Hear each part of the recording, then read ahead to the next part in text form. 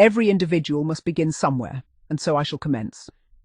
This reflection is prompted by recent discussions concerning Miss Sims and her male admirers at Tolga's school, as recounted in various correspondence and social forums. One might inquire whether any readers have ever derived satisfaction from being disciplined by a teacher of the opposite sex, or perhaps wished for such an occurrence. I must state, with regret, that I cannot confess to harbouring any such inclination. During my years at secondary school, when such sentiments might have arisen, the institution was exclusively male.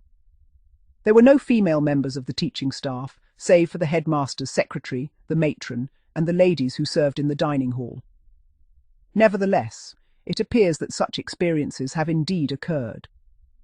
Within the extensive archives of the forum, there exists an account from a contributor who describes how a class of adolescent boys influenced a young, inexperienced female teacher to administer corporal punishment with a slipper as a disciplinary measure.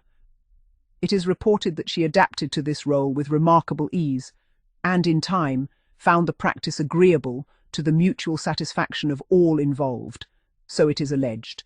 Furthermore, another contributor recounts his considerable efforts to persuade his Russian language teacher, said to bear a resemblance to Miss Anna Kornikova, to administer corporal punishment in the language laboratory. His request was for 4 strokes of the strap upon his person, a request complicated by the school's policy that such punishment be delivered only to the hand. There is also the case of a schoolgirl who insisted upon receiving corporal punishment in the same manner as her male peers, declining the alternative disciplinary measures typically offered to girls. There is no suggestion that her motivation was inspired by any particular qualities of the male teacher, but the incident is nonetheless relevant to the subject at hand. It is possible that other pertinent accounts exist, though I am unable to recall them at present, nor can I locate the 3 aforementioned examples. It is hoped that another reader may be able to provide further information. During my own school days in England in the 1970s, the majority of primary school teachers were women, and some did administer corporal punishment to both boys and girls.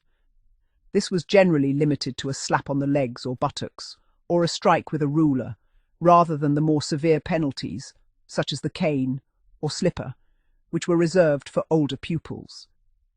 At secondary school, it was customary for children to be disciplined by teachers of the same sex, although I do recall an occasion when a boy in my class was struck by a female teacher. He had provoked her considerably, and she, in a moment of genuine anger, struck him.